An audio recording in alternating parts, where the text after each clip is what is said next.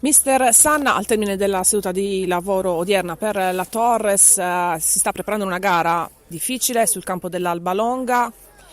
Ovviamente queste squalifiche per la Torres saranno un problema. Effettivamente qualche giocatore importante ci manca, ma non ha nessuna importanza perché chi andrà in campo sicuramente darà il massimo e niente, ci stiamo preparando al meglio per affrontare una squadra, una società molto forte. Mister, dopo la sconfitta ovviamente c'è sempre da metabolizzare perché non è mai bello perdere, soprattutto perdere in casa. Che cosa vi siete detti con i giocatori?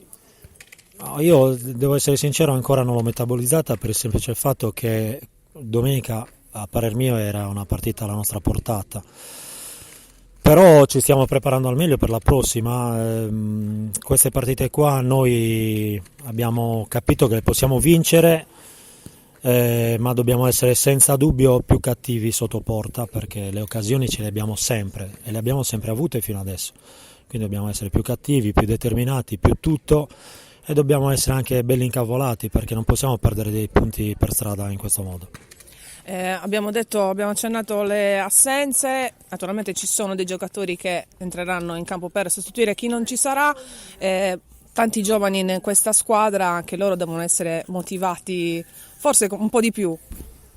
I giovani si allenano sempre con i grandi, quindi sono e devono essere motivati sempre, anche perché hanno la possibilità come domenica di partecipare alla gara.